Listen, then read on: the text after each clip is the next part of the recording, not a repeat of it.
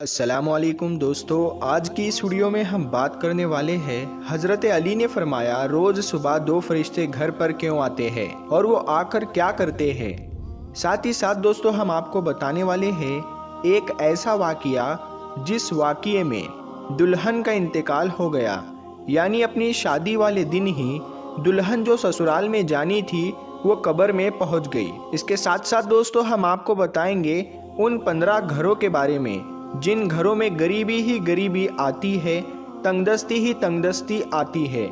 ये 15 काम जिन घर में भी होते होंगे वहाँ हमेशा परेशानियाँ ही रहेगी। प्यारे दोस्तों सब कुछ बताने वाले हैं, बस आप इस वीडियो को आखिर तक देखते रहिए। वीडियो शुरू करने से पहले आप इस वीडियो को एक लाइक ज़रूर करें और ज़्यादा से ज़्यादा शेयर करके अपने कुछ करीबी लोगों तक ज़रूर पहुँचाएँ। तो चलिए वीडियो शुरू करते हैं। हज़रत अली की खिदमत में एक शख्स आकर कहने लगा, या अली, दिन के आगाज़ में सबसे पहले क्या होता है? तो हज़रत अली ने फरमाया, ऐ शख्स, दिन का आगाज़ 2 फरिश्तों से होता है। एक फरिश्ता घर घर जाकर दुआ करता है और दूसरा फरिश्ता घर घर जाकर इल्तिजा करता है। तो वो शख्स कहने लगा, या अली, किस बात के लिए फरिश्ता दुआ करता है और किस बात के लिए इल्तिजा? तो हज़रत अली ने फरमाया, मैंने अल्लाह के रसूल सल्लल्लाहु ताला अलैहि वसल्लम से सुना कि सुबह से पहले 2 फरिश्ते ज़मीन पर आते हैं और घर घर जाकर देखते हैं जिस घर में कोई ऐसा बंदा होता है जो अल्लाह की मखलूक पर खर्च करता है, अपने अजीज़ व अकारीब पर खर्च करता है, अपने घर वालों की ज़रूरतों को अपना फ़र्ज समझता है, तो एक फ़रिश्ता अल्लाह के दरबार में दुआ करता है कि ए अल्लाह, इसके हाथ को कभी तंग मत करना, इसकी नेमतों को बढ़ाते रहना, ताकि ये ऐसे ही अपने अजीज़ व अकारीब और घर वालों पर खर्च कर सके। और दूसरा फ़रिश्ता ढूंढता है कि कहीं कोई घर ऐसा तो नहीं जिस घर में कोई ऐसा शख्स हो कि वो अपने घर वालों पर, अजीज़ व अकारीब पर माल खर्च नहीं करता हो, वो छुपा कर रखता हो, यानी अल्लाह की मखलूक पर खर्च नहीं करता हो। याद रखना, जब वो किसी ऐसे इंसान को देखता है जो अपने माल को इकट्ठा करके इंसानों से छुपा कर रखता है, तो वो दूसरा फरिश्ता अल्लाह के दरबार में फरियाद करता है कि ए अल्लाह, इस बंदे से इस दौलत का सख्त हिसाब लेना और इस बंदे को दुनियावी दौलत से महरूम कर दे, क्योंकि ये अपनी दौलत तेरे बंदों पर खर्च नहीं करता, अपने घर वालों और अजीज़ व अकारीब पर अपने माल को खर्च नहीं करता, महरूम रखता है। और यूँ अजीज़ व अकारीब पर खर्च करने वाला दुनिया में फराबानी और आखिरत में अजीम अजर पाता है। और जो दुनिया में अपना माल अपने अजीज़ व अकारीब पर खर्च नहीं करता, तो वो दुनिया में रुसवाई और आखिरत में सख्त अजाब देखता है। प्यारे दोस्तों अब हम आपको वो वाक़या सुनाते हैं जिस वाक़ये में दुल्हन का इंतकाल हो गया, यानी अपनी शादी वाले दिन ही दुल्हन कब्र में पहुंच गई। दोस्तों ये वाक़या सऊदी अरब का है। एक लड़की की शादी थी, उसकी तैयारियां चल रही थी, दुल्हन को सजाया जा रहा था। इतनी देर में मस्जिद में अजान हुई और उसके बाद नमाज के बाद से ही लड़की के मेकअप की तैयारियां चलने लगी। उसको एक अच्छा सा लिबास पहनाया गया और दुल्हन का सारा मेकअप किया गया। इतनी देर में इशा की अजान हो गई।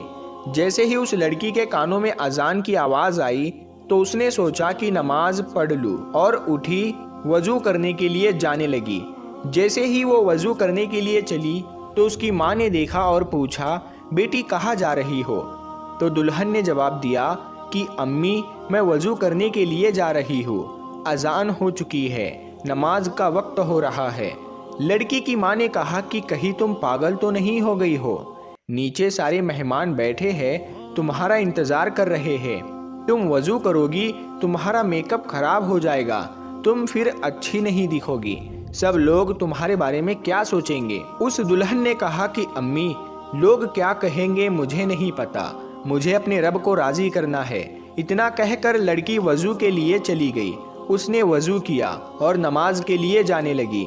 वज़ू करने से उसका सारा मेकअप उतर चुका था, लेकिन लड़की को इस बात की कोई भी फिक्र नहीं थी, उसे तो डर था अपने रब का। लड़की नमाज पढ़ने के लिए खड़ी हो गई और नमाज अदा करने लगी। जैसे ही उसने आखिरी सजदा किया तो वो उठ ना सकी और सजदे में ही उस लड़की का इंतकाल हो गया। जब काफ़ी देर बाद भी दुल्हन नीचे नहीं पहुंची तो माँ को फिक्र हुई। वो कमरे में गई, देखा तो दुल्हन सजदे में है। काफ़ी देर के बाद भी जब वो सजदे से ना उठी तो माँ करीब जाकर उसे हिलाने लगी।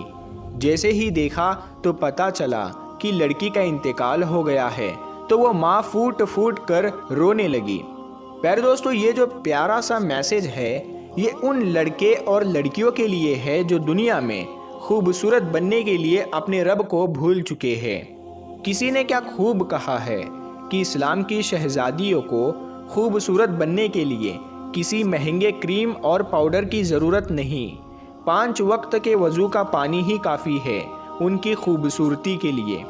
प्यारे दोस्तों, अब हम आपको बताते हैं 15 घरों में गरीबी ही गरीबी आती है, तंगदस्ती ही तंगदस्ती आती है और परेशानियां आती है।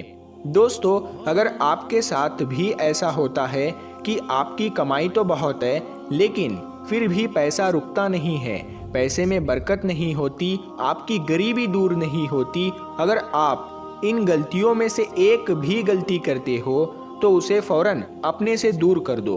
इंशाअल्लाह गरीबी आपके घर से दूर हो जाएगी, आसपास भी नहीं भटकेगी। घर में गरीबी आने की 15 निशानियां। नंबर 1, लेटते वक्त एक टांग को दूसरी टांग पर रखना।